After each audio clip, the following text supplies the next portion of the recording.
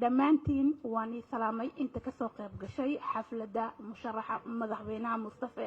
Dhuxulow waa nin aad u fiican ee maanta aan dhihi karno madaxweynenimo oo u sharaxan waa ninkii kaliya ee anaga aan dooran karno waa ninkii kaliya ee dooran karaan shacabka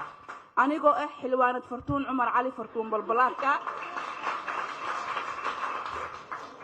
dhammaanteen waxaan u taaganahay musharaxa madaxweynaha inaan u codeyno halkan maanta muu amaanin dhadheel waxaan u amaanay xaqiiqda aad u mahadsantihiin madaxweynahana waa u mahad celinaya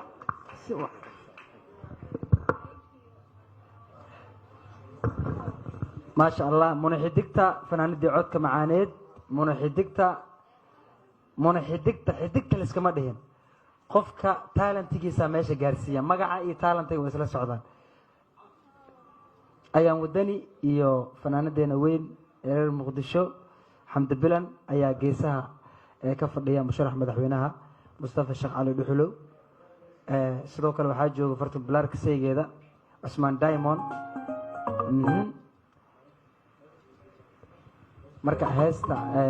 aan ku soo dhaweynaa munxidikta